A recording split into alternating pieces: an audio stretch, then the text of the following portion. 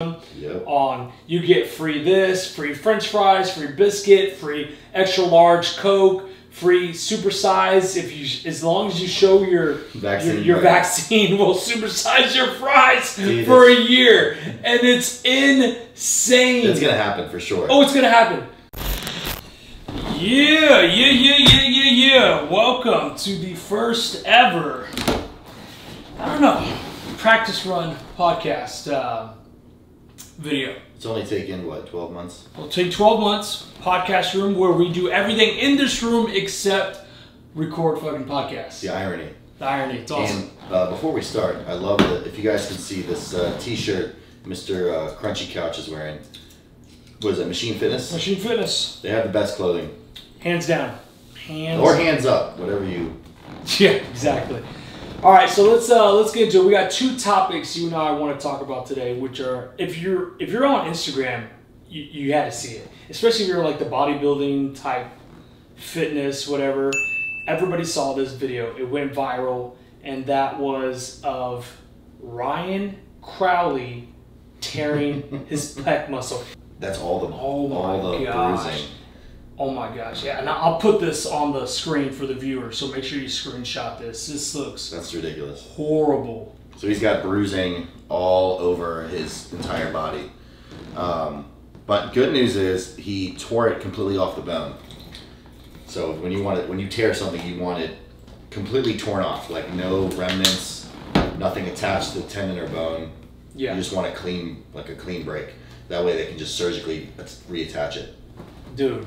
That was insane, and like I saw that, and I was like, that's exactly why you don't like lift crazy. And look, I'll be the first one. I was the one that always lifted heavy. Like I had that same mentality. I mean, before you and I started talking, the year before I started training with you, I know you probably saw my videos. Like I would squat as heavy as I could just to show off. Like and I don't understand the risk to reward thing. Like, imagine like going to a casino and you have $20,000 to play with, and you put all the money on like one bet that gets you $20,000. $20,004. You bet all your money to fucking win $4. Yeah, that's I don't understand heavy lifting. I don't, especially in those like compromised positions when the pec is so small and weak. Yeah, like so for me, the longest what took me the longest to like finally get over that was the risk reward. Because when I was squatting really heavy, I injured myself. Of course, right? Shocker, right? You injured yourself. I got a herniated disc, and I remember it was awful. People would come to my desk, and I'm literally on my computer like this, like that. Kneeling. Yeah. And people are like, what do you like, dude? What are you doing? You have a chair. Like, well, I was like, I can't. Yeah. I cannot sit down. I'm in so much pain just from sitting down or getting up. I can't do it. And so I have to be on my knees or kneeling. Kneeling. It was the worst pain ever. And I'm not a powerlifter. Yeah, what is it going to do for you? Yeah, like, what does lifting that much weight do for you other than just like, oh, you get to post on Instagram, like, hey guys, then you can't even sit, so. Yeah, and for the most part, the way I've always looked at, like, fitness is, like, I want to look like a bodybuilder, right?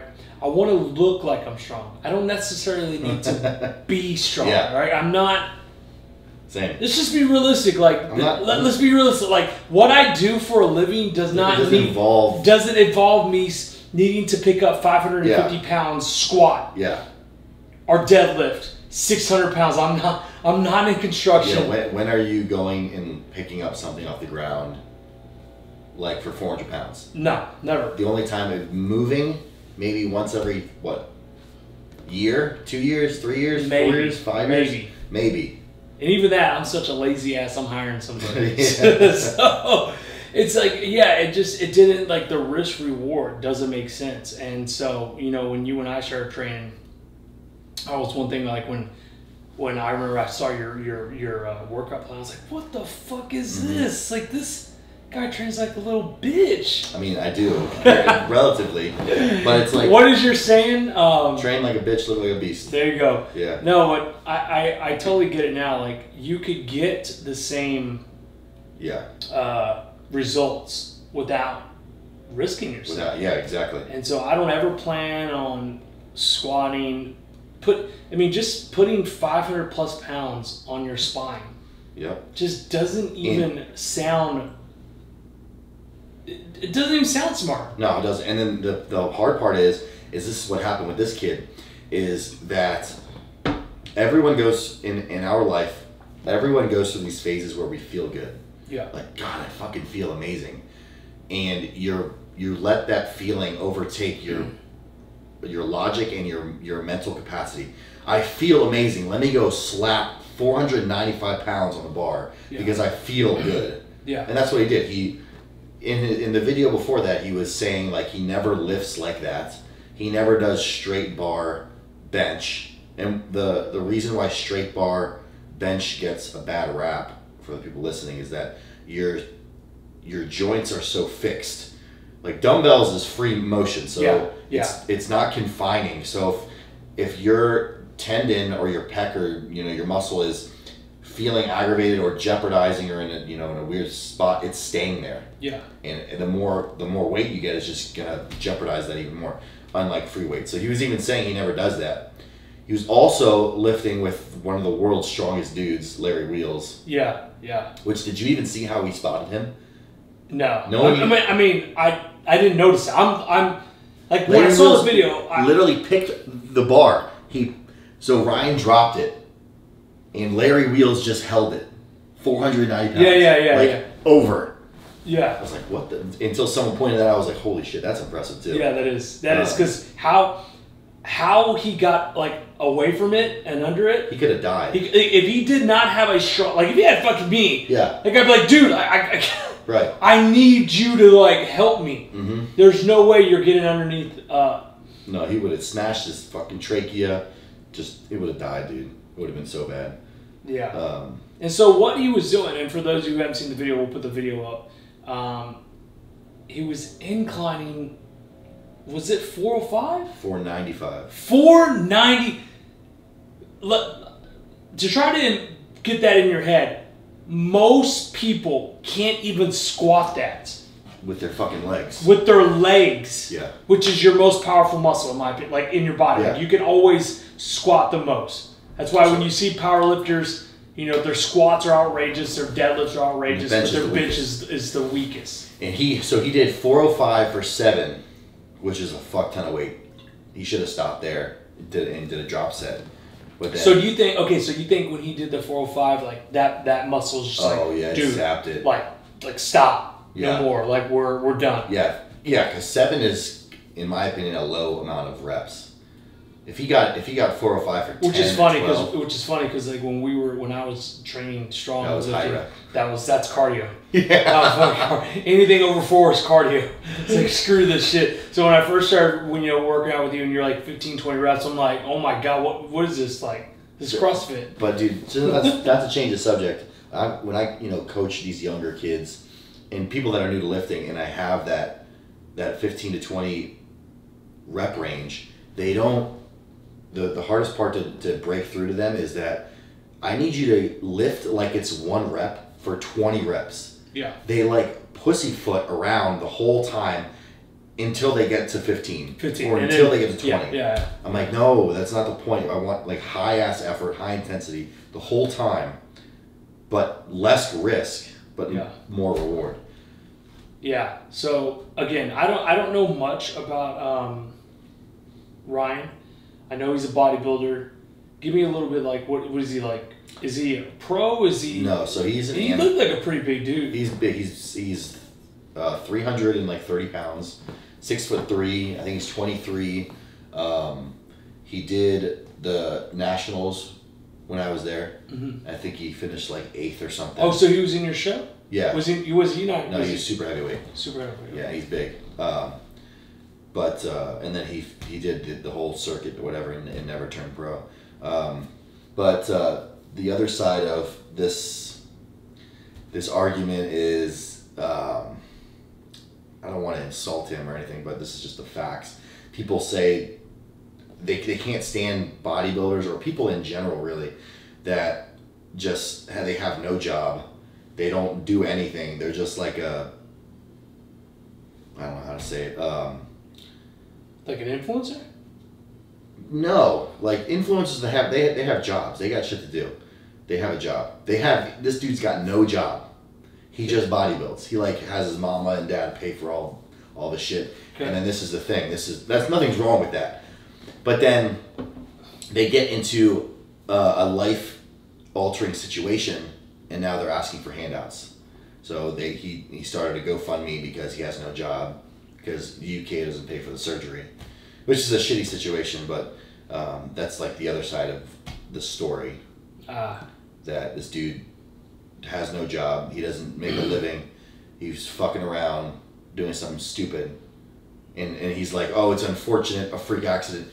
No, dude, it's not unfortunate. It's expected, and it's not a freak accident. It's normal that you put 500 pounds on your pec. Yeah. On an incline bench. This is like you're waiting. You're asking for it. Asking for it. It's like doing like a 600-pound bicep curl and your bicep snaps. Oh, freak accident. Nah, dude. Or it's like, dude, I went to fucking the club and beer bonged vodka and I had a freak accident and I overdosed from alcohol poisoning. Yeah, so freaky. Yeah. That is, I mean, yeah, that's crazy. And so I think they raised enough money to get him to have the surgery. Well, see, the thing if he's training with Larry Wills, again, and I don't know the guy, I don't follow him on Instagram, but I know Larry Wills. And if you're going to be training with Larry Wills, then obviously you probably have a following too. Yeah. And it kind of makes sense. So I guess one benefit with him having a following is that he's got a big audience that will help him. So yeah. I guess he's lucky. So he's fortunate there. He would have been really he's just a normal dude. Well, obviously this wouldn't have been a story. Exactly. So. Well, I mean, he still could have gone viral on like those epic gym fails. Yeah. For sure, because they'll post anybody who does anything stupid. Like those videos are just hilarious. Like especially the guys in India when they'll be deadlifting and they're slapping the shit out of them, like or they spot and they're humping them. Like. They're humping them. And again, like I want to keep this like all on this one subject because you and I could talk about like why do all those crazy videos come from India? Like who is teaching them there? Is no one teaching them how to train there? Yeah, it's like the culture.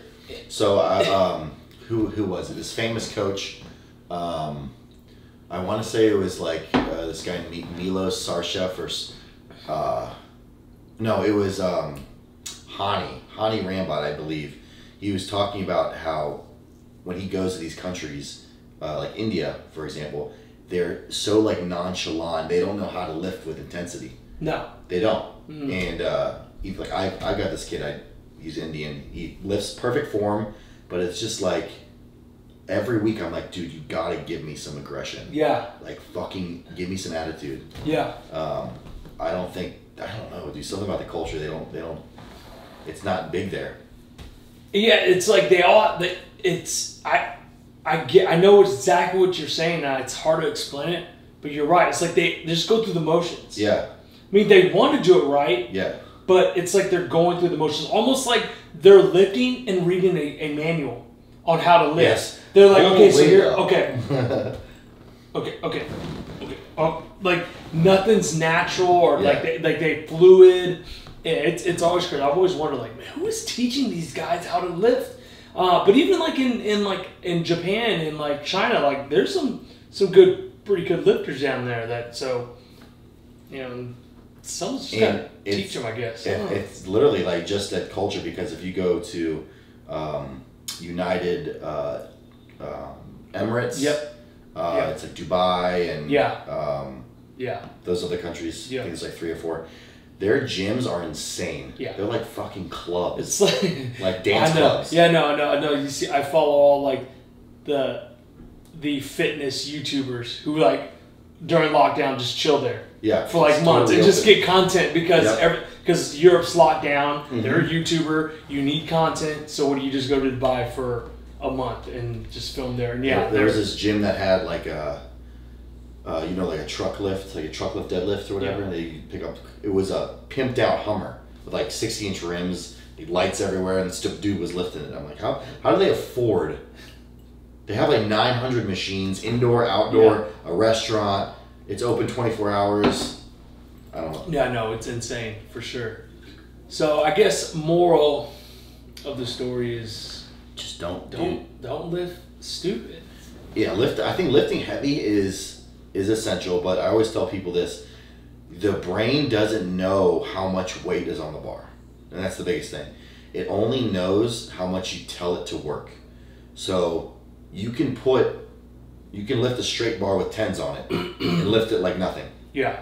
Because you don't have to recruit all the muscle to move the bar if it was 300 pounds. Yeah. But you can do it. I can take that bar and squeeze my pecs so hard, and it will look like I'm pressing 300 pounds. Mm-hmm. And I think the whole mind to muscle connection is a little like overused, because if you have true mind to muscle connection, you can almost like a gauge. You can gauge your muscles to do what you want. If you want your pecs to work at 100% capacity on a 100-pound dumbbell, and you can do the same amount of capacity on a 50-pound dumbbell, that's true mind to muscle connection. I think that's how I train. I don't need to lift heavy because everything I do is heavy. Just the weight may not be. Yeah. You know. And another thing is like, okay, guys, if you're wanting to lift heavy just for like the gram or whatever, right? Like, dude, when I go to the grocery store, when I go pump gas, whatever, I don't walk around with a sign that says, "Hey, I squat 600 pounds. Hey, I bench 400 pounds." Like, nobody knows, right? Yeah. So it's like, why are you doing this for, other than just to like brag about it, right? But then again, like as you get older, you can't do that shit for even when you're young, you just can't. Like it's just you're just asking for it. And even if you look at the risk reward again, let's say he doesn't tear his pec. Mm-hmm. No one's sitting here and talking about it. It's getting no publicity. So not only did you get no attention or nothing, your pecs didn't grow at all. You just moved the weight and had this massive potential for an injury. It just doesn't make sense no matter how you look at it. So like for a bodybuilder, like, you know, career wise for him, how fucked is he like right now? Like how bad? Because I kind of, it reminded me of like when Colin Van Moger got his injury. Mm-hmm. When before Column's 2 injuries, I mean, I swore by his physique. I was like, dude, his physique, he's insane. He's a monster. Again, I know you don't think that. You're like, he sucked. But what he competed at this year, or, well, technically. I think he competed this year. Last year. Technically last year, but a couple months ago. I felt like, 4 years ago, he looked way better. Yeah, before he tore his quad or hamstring or something like that. Then he tore his bicep, and then he just could never really look the same. How much of an injury or how devastating is this going to be for that kid? Well, I think he'll be okay because he tore it completely. You see a lot of the guys that tear their pecs, and when they flex, this little pocket here, this insertion, is like all the way there. Yeah. And it looks just really bad on stage. It's just instant eyesore. This guy, do you know Antoine? I think it's Antoine Vallier. Yeah, Canadian dude. Yeah. He tore his bicep last year, completely off the bone, and he competed at the Olympia this year. You didn't even notice. Yeah, no, I would have never. Yeah, but a lot of people tear their biceps, and they the insertion is now here, and it just looks like a little mass instead of a full bicep. So I think he'll be okay if he doesn't do anything stupid. A lot of the times with these injuries, they actually get infections in the wound. Yeah. So then that delays the process. They got to recut open, redo it. So hopefully that doesn't happen. Damn. All right, well, moving on. Next to our next topic that is really this is the fun stuff. This is a fun one. This is the one that I like. What the hell is going on in America? What? And again, this is going to be hard to not get like political and all that, but it's just a nonsense. It's just nonsense. Krispy Kreme is going to now reward their customers if they got a vaccine shot for 1 year and give them a free donut. Every day. Every day. And I wish I would have screenshot. Someone gave me the stats. It was like how many calories, how many grams of sugar. I think it was like over 5,000 grams of sugar. If you ate a donut, if you got your free donut every day. Insane. And what drives me crazy and what gets me passionate, and without being political or any of that, like forget all that. The whole reason why COVID is so deadly is because when you get it, the people that it affects is people with underlying health issues. People who are type 2 diabetic, people who are obese, people who just have tons of health issues. Yep. And the scientists, right? And man, that's another thing. Like, man, we can make a whole nother video about this, and scientists and their data and their studies. And America is one of the worst countries when it comes to dealing with people who are diabetic. Mm-hmm. I think, I don't quote me, but I want to say like 70 million people have diabetes in America, and like another 30% or something like that are pre-diabetic, or are diabetic. They don't even know it. Are pre-diabetic. They don't even know it. It's like they just don't get checked. Whatever. Yeah. And here we are, as a society, we're gonna give donuts out to get vaccinated. Not eat healthy, exercise, get outside, stop eating sugar and junk food and all that shit. No, we're going to give you a donut. That's what we're going to do. I made a rant about this last night, and I made another rant after I had time to reflect. Because I was angry, honestly. I was fucking angry that, like, another corporation exploiting Americans to get money. Like, that's rampant. That's all over. Yeah. That's what America is. Yeah, because they're not just going to go get their donut. Right. They're going to go get their donut, and they're going to see the colorful ones. Yeah. They're going to get their coffee. Yeah. And then, they're just making profit off. I mean, like the whole situation. Yeah. Like, the whole messed up situation, they're just like, we'll make money off of this. I mean, that's just, honestly, that's America. Like, boiled down. Yeah. It's a business, all about making money. And if you even like all the way down, like votes equal money. So that they're going to do whatever they can to keep that. I know you didn't want to get political, but that's what it is. They want to keep the American model of a person is a consumer. Fat, sick, dumb, blind sheep. And they want to follow because the masses equal money.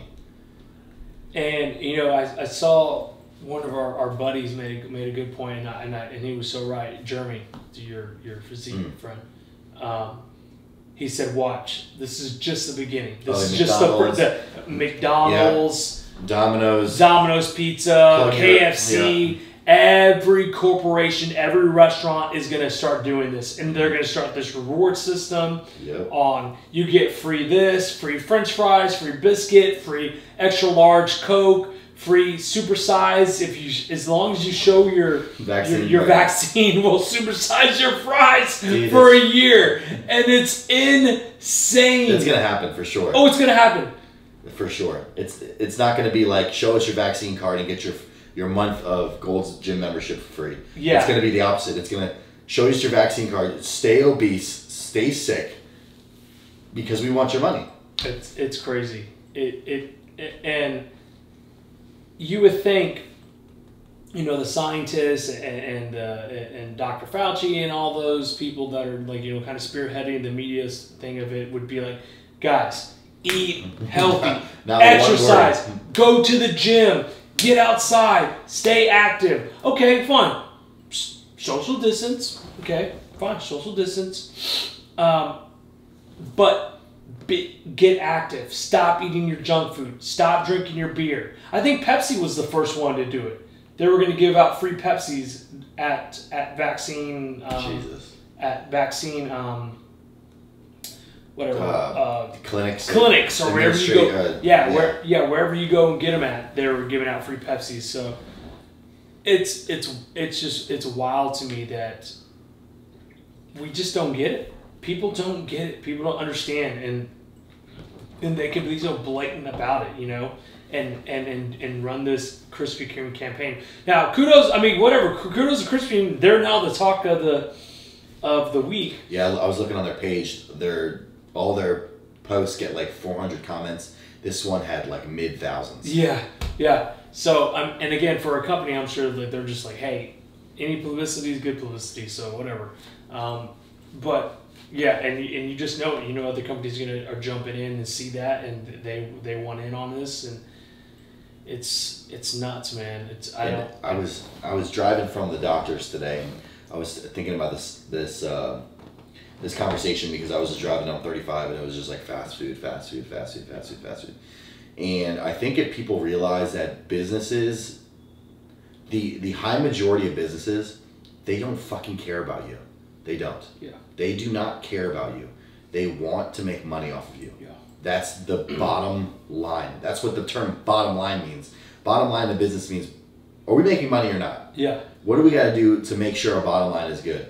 So I think we need more businesses that want to infiltrate the traditional American model of, yes, accumulating capital and wealth, but also actually providing a service that helps people. Exactly. Like for example, like Gold's Gym or all these commercial gyms, if they really wanted to help people, they would take out their shitty, sugary protein shakes, and they'd have everyone go through some sort of assessment that they know what they're doing. Yeah. They don't. Gold's Gym, they just want money. That's all that is. They don't really care about your health. And I think if we had more businesses like that. It's funny you said that. I want to give it away. Oh, I won't give it away. Are you going to give it away? A little butt plug for you. I need a new one, man. No, that is exactly what we are working on. Yeah. Matt and I are working on. Now, I told you, and it's scary because when you made that comment, like, hey man, you're going against the. Oh yeah, it's real scary. You're going against you're going against the big Illuminati, mm-hmm. and you're gonna actually try to help people. Yeah, they don't want that. And have them become healthier, and you're gonna make it easier for them. So I mean, if I was in your position, I'd wake up and you'd have two choices. Okay, I have this idea about literally changing the world. Sort of like Gaines Bakery. When we set out, this is funny. This is how it's going to link to you guys. When Elaine and I first set out on our initial discussions of what we wanted to do in the food space, what we wanted to do was we wanted to get sued by pharmaceutical companies. I swear to God, that's our main goal. Yeah. Is because we want to be able to change so many people all over the world that they lose profit and then somehow they fucking do this lawsuit that tries to tear us down.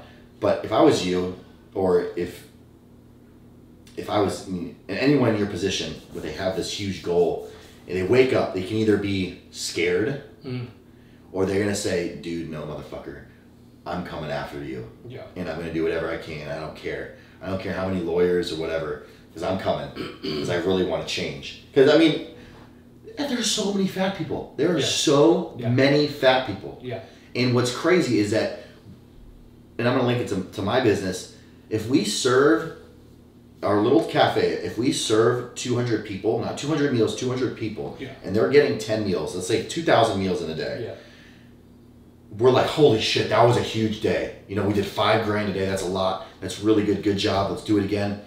That is a fly on a turd in a fucking farm full of shit. Yeah. It's nothing. Yeah. It is nothing. We'll close up shop, we go to the gym, Whataburger's got a line wrapped. It's underground, it's above. There's people hanging on trees to get the fucking burgers. There's two people. Yeah. No more of those days where you'd go up to the window and order your food. I mean, they're coming There's out. three people. They're coming out to you just to make it more rampant. They got double lines, and they got 3 people in the lines before you get to the window. Before you the window was the ordering. Now it's the giving. Yeah, it's the giving. You're getting your orders 10 people deep, and it's like, Chick-fil-A, like, it's the healthy fast food place. They're doing like $1 million every day. I'm like, holy fuck, how are we gonna change this? Chick-fil-A has in this town has to have a police officer during lunch. It's ridiculous. Directing traffic. If you ever go during lunchtime, there's a police officer. Like he's like scheduled there for lunchtime because the traffic there is so insane, and so he's got to like direct traffic because Chick-fil-A is in just the most ridiculous spot that they'll clog traffic. And this is what I don't understand about these fast food restaurants, is that they already have a monopoly on their consumers. It is so easy to be that company that makes a fuckload of money, but also cares about the consumers. Yeah. You don't have to fry shit in processed flour, and everything is in sugar, and everything is fried and crap, and it's like not. There's so many easy ways. If you, this is my thought on going on a tangent, but it just drives me so insane. If they're making $1 million, okay, a day, and they're serving nothing but shit. Yeah. The people that eat that already like it, okay? The people that don't eat it over here, me and everyone that practices a healthy lifestyle, they're making $1 million. If they just switched a couple ingredients and processes over or options into a more encompassing menu, now they can get that $1 million and go on beyond and get the other target markets, and now they can double it. Yeah. I'm like, this is so easy. Why? Like, come on, like the Baconator. Who the fuck needs a Baconator? Keto people. Me. Not even keto people. No one needs. Get off my Baconator, bro. God. Okay. Let's. But a Baconator with a fucking Biggie Fry and a Coke. No one needs that shit. Yeah. No one needs that. No. Exactly. No one needs an entire day's worth of calories in a meal. Unless you're Omad. Sure. Okay. and no one needs the entire calories of fast food in one meal. Okay, yeah, there you go. That was good. Yes. Because we're totally going off subject or whatever. Yes, you're right. If you did do OMAD and you made your own food at home, steak and vegetables and whatever, sure, okay. I was like, all right, whatever. Well, I mean, this is even a shitty conversation because if fast food restaurants had food that you needed to eat, then that'd be fine. Yeah. Like if it was a whole avocado, like some lettuce wrap, steak sandwich, salad, and some nuts or something like that. Yeah. That's fine. But it's like all the crap. Yeah. It's just crap. Yeah. No one needs to be eating crap. It is. It's crap. No, and I want to touch on what you said. So. And why our whole society is this way with the whole Krispy Kreme movement and all that. There's so many Americans who are obese, overweight, who are pre-diabetic, who deal with a bunch of health issues, right? And I almost feel like it's not that they don't want to get healthy, it's that they don't have the knowledge. No one's ever taught them. Do they teach nutrition in school? No, exactly. Okay, and let's say, okay, you're a father, you're a single dad, okay, or single mom, whatever. You got 3 kids. You got to fucking work, dude. You don't got yes, you would love to be with your kids, teach them, but you got to pay the bills. Yeah. You live in this rural world, right? And so your kids are going to school. What are they giving your kids? Shit, right? Yeah. Okay, are they teaching your kids how to eat? No. Okay, so this is down this downward spiral. It's culture, right? It's this culture, society. It's this whole like unfortunate or whatever you call it, like just different classes, right? So, and I'll use me as an example. Okay, my parents both. Well, my mom had to stay home and watch my brother because he's special needs. So she didn't have time to learn about nutrition. My dad had to work 2 jobs, So I was eating like stuff out of the vending machine, eating junk. I had no idea. Then when it comes to getting I'm watching my sister right now. My sister's pregnant right now, and I think she may be close to getting gestational diabetes, which is common for pregnant women, right? It happens, right? They overeat, whatever. And I'm watching her. She's testing her glucose, and so I'm like, oh, this is interesting. This is kind of like up my alley. And I watch her. She checks her glucose, pen, she puts it on there, gets her reading, gets her number, writes it down, puts it in her little Ziploc thing, zips it up, puts it back in her purse, goes to the living room, makes a hot Cheeto sandwich. Oh, God. And so I'm sitting there like, what is going on? But I'm not even mad at my sister because what did they just gave her this. They said, here. That's what I'm saying. They don't teach her. There's no teaching. There's no education. And that's what we're going to do. That is what I'm here for. That is how we're going to make people healthier. It's not that they don't want to. They just don't know. I'll use my business partner's father as a great example. And he would give me permission to do this because he always told me the story. So his father was a very well-educated person. Very well-educated. I mean, shit, my business partner, all his brothers are super successful, like uber successful. It's crazy. And so his dad was always about school, right? His dad was a top patent lawyer for like Kodak and all these major companies, right? Very knowledgeable guy. Matt's getting into starting keto coach, and they're at the dinner table and they're eating steaks, and his dad's like, oh, how many carbs are in this? And Matt's like, looks at him like, Dad, how do you not, you're a very educated person. You went to school. You were a lawyer. How do you not know that there's no carbs in steak? That's just not his gig. That's just not, we're not educated in nutrition. No. Right? So that just goes to show you could be like super smart, super successful, uber successful, but are there any carbs in this? I have no clue. I've got a story too. Sorry to cut you off, but the same sort of thing. Yeah. My buddy up in New Jersey, he's a diet lifestyle coach, and it's geared towards like very successful people. Yeah. The people that are super busy. The uber successful. Yeah. Probably like the guy you're talking about. Yeah. This guy was on the NASA team that landed on Mars this year. Yeah.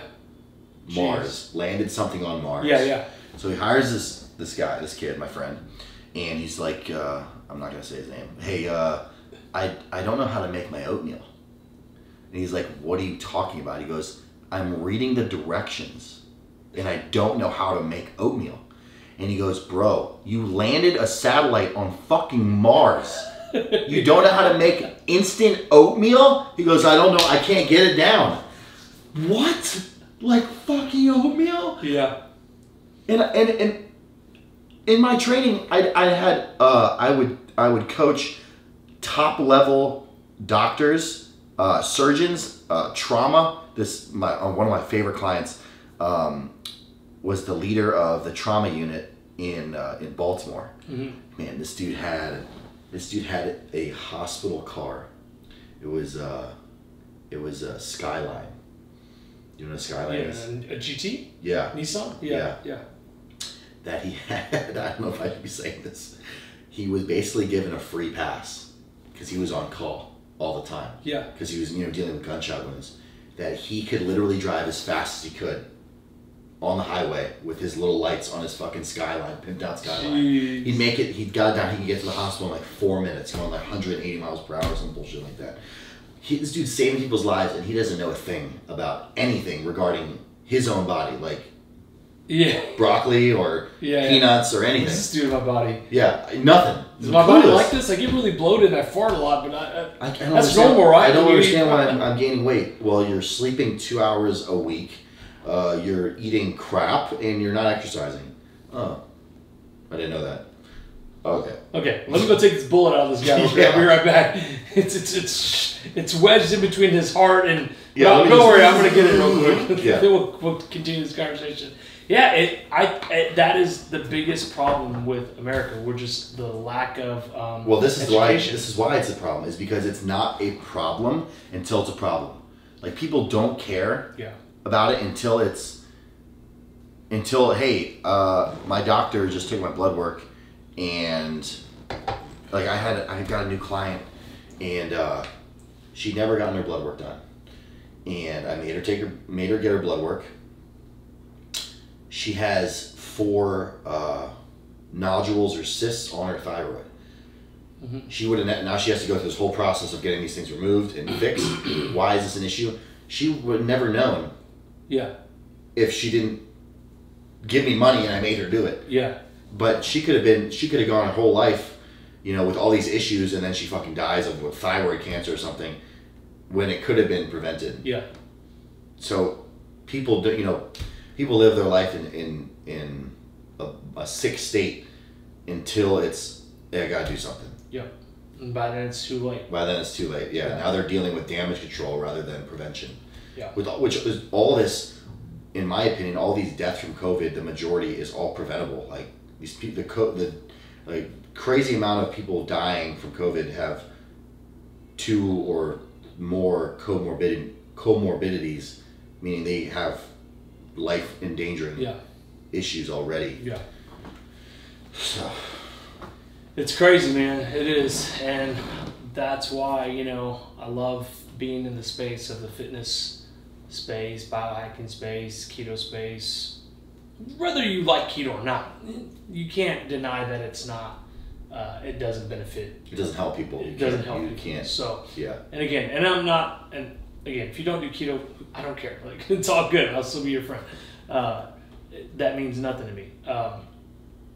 But I definitely want to be the person who helps people and gives people the hope and the encouragement to eat right, and show them that there's other ways than just eating fast food and this junk. Oh, and I know it's going to be tough. Obviously, it's obviously I know it's going to be an uphill battle for sure, but it means a lot to me because I feel like they're my people. Because I didn't come from a wealthy family. We didn't go to college. No one in my family. Yeah, I was the first one. So I thought I'd be the first one. Wasn't me. Thought my sister would be the first one. Wasn't me. Maybe your daughters. Hopefully my daughters. But here's an interesting topic. So I am to give you some context, I was a dog person my whole life. Yeah. Hated cats. Fucking hated them. Yeah. Loved dogs. Until I got this cat, Abu, given to me, and raised him from a kitten and love him. I call him my son. And every day I learn a little bit more about cats. Yeah. And they're so,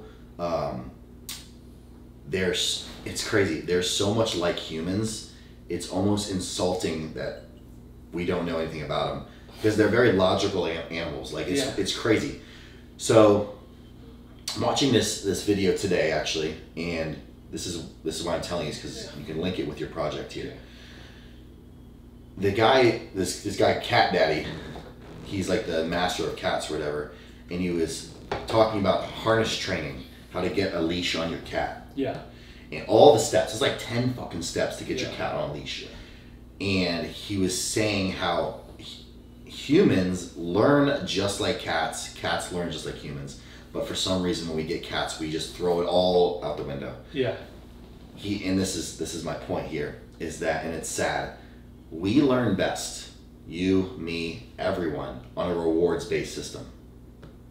So if you're trying to educate people, the only way you're going to, the most effective way that you're going to educate the most amount of people is on a positive reinforcement, reward-based system. Yeah. How are we going to get all these fat people to check their blood glucose and then look at this reading and make a positive decision? Hey, either drink some water or eat some peanut butter, or get your numbers down by doing this. Yeah. You got to reward them instantly. Yeah. So whether that is with rewards points or with something whether it could be like a fucking you sell fucking candies. Like, every time I test my blood glucose and I'm under 80, I get to have a peanut butter cup. Yeah. Oh, cool. I'm at 80 again. Have a peanut butter cup. It's like this education of, it's boiling it down. Train your cat to get into a harness. Hey, here's the harness. Get next to the harness. Treat. Yeah. Put the harness on. Treat. Put the harness next to the door. Treat. You're building all these reward systems to get this cat on a harness to walk outside. Before you know it, he has no idea what he's doing. He just knows he's getting treats. Yeah. And yeah. At the end of the whole process, you can walk him whatever because you've learned that skill. Yep. So I think if you, me, anyone is gonna decide to try to massively educate these people, we're starting 40 years behind because these people are like middle age. Right? Yeah. Yeah. You have to really think about how are we going to reward these brains to get them to do what's best for them. Yeah. Which is, I think, is a crazy, fascinating topic. If you guys can pull that off, and I'm even brainstorming my brain right now how I can do it, because people like to get rewarded. Yeah. They like to get the feeling of the endorphins, the serotonin release of getting things right and getting rewarded. How can we do that without exploiting it? See what Krispy Kreme is doing is they're doing the same thing. Doing the exact same thing. They're doing the same exact thing, but for a different reason, for a different outcome. They are rewarding people. Hey, you bring your card. Here's a donut. Yeah. Card, donut. Yeah. Card, donut. Card, donut. How can we flip that? Yeah. Exactly. Yeah, I flipped that and hey, where's your readings? Where's your readings? How many times you go to the gym? Yep. How many times you work out? You drink all your water? You eat all your food? Man, if you could if you want to air this or not, if you could figure out a way, it's almost like give them, again, you can cut this out, give them a couple options. Like you can pay it's $100 for this thing, $100. Or you can pay, you can pay $200 for this thing up front. Or you can pay X amount of dollars, and every time you complete a reward, it pays itself off, and you get that money back, or you get some sort of, like anything. Like I'm just thinking of how, because you have to change the way these people think. Yeah. And if you literally look at everything about the society, it's all rewards-based system. Drive-through. Hey, I'm hungry. Boom. Boom. Yeah. Boom. My coffee boom. every morning. I get a punch card. Yep. Get a punch card. Get a punch card. Your alarm goes keeps off. you coming back. Yeah, exactly. It's just so sad. It's like and it's sad because so many people don't even know. Yeah. They don't even know what to know or how to know. No, they don't. It's like that saying, you don't know what you don't know. Yeah. So you can't even be mad at them. Right. Because they don't know. and that's what I want to change. I want to change for people like Matt's super smart dad that doesn't even know a carb if there's any carbs in state. For people like my mom, my dad, who just know nothing about nutrition because no one ever taught them. Mm-hmm. It wasn't taught to them in school. Obviously, when they went straight to work, that was it. It's all about just getting your fast food and let's go back to work. And the reward system is there. It's a natural reward system. You go for a walk, you will feel good. Yep. But that's like not quick enough. No. The reward of, hey, I need you to take out all the crap and start eating this diet. You're going to feel better in a week. Yeah. I don't have a week. I need it now. Like where's the shit right now? Yeah.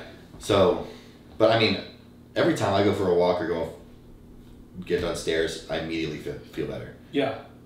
And that's why like the Apple Watches and all that stuff do really well for people because it instantly tells you, like, I'm gonna go work out, boom, and then as soon as you're done, it says, oh, you burned this much calories. Whether so you really burnt that much, it doesn't matter. It's something you're seeing instantly. They need to implement some sort of clicker reward to that because that would be so easy. They're probably working on it. Don't take everybody. If you watch this, well, send me my ideas. Damn it, send me our ideas.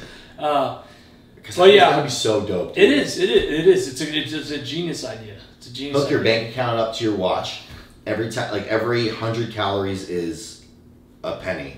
Yeah. Well, or 10 cents. You would have the way. Because I guess the biggest question is like, who's going to pay for this, right? Ads would be one, and then what I would think that the way I would do it is I would go to the company and be like, do you want your employees to be healthier? Yeah. Do you want to promote your save money so you can save money on your because you go show your insurance what your program you have for your employees. So I go to Amazon warehouse down the street from my house. Hey, you got fucking 500 people here. You want them all to become healthier? Get them on this this program, rewards program. Mm-hmm. Your insurance rates for them are going to go down because you're promoting them to stay. Yeah. So every time they're walking, they get 10,000 steps in, which I'm pretty sure they can get that in that warehouse. Easily, yeah. They get 10,000 steps in. Boom, they get shit. They can go right back to Amazon. They get $20 gift card from Amazon, which they're gonna spend more than 20.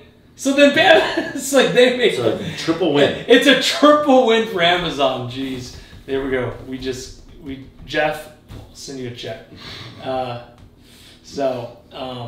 send you an invoice. Is what I meant. So, anyways, that was fun. That was fun. 2 topics for today. That's it. Krispy Kreme and poor old Chris. What's the last name? Ryan Crowley. Ryan, I say Chris, you're hungry. You want Krispy Kremes? Yes, gotta show him my shot, my vaccine card. But that's the big guys. Have you had Krispy Kreme donuts? It's been a while. It's been a while. Now, unfortunately, my girls do eat them. I know I'm a terrible parent. The fresh ones they're terrible parent. No, but I haven't had one in a really long time. They're dangerous. The fresh ones, like hot off the chain. Oh yeah, I'm sure. Look, no one's gonna debate and say that they taste like shit or don't eat them. Like, there's a reason why they're the one of the best donuts. Like, trust me, I know how delicious they are when they're hot. Yeah, whenever that one sign would be on, you just go in and get your donut. You get your donut, but. Dude, they go down way too quick. They do. So people can eat a whole box. Dude, that William Tillison, doesn't he always doesn't he always eat like donuts or something? I don't watch him enough, but I just know he's always making reference about donuts. It's from Tim Hortons. It's like a Canadian Dunkin' Donuts. Oh, okay. Not the same. Anyways. All right, so that's going to be it, guys. Hope you like this video. There's probably going to be more topics and more videos like this in the future. We got a lot of stuff we want to talk about. A lot of stuff. This was just the tip of the iceberg, or what I would like to call the tip of the butt plug for Ross. So that's going to be it, guys. Make sure you go check out Ross's channel. His information will be in the link in the description below. If you haven't subscribed, hit the subscribe button. As always, we'll see you on the next video. Peace.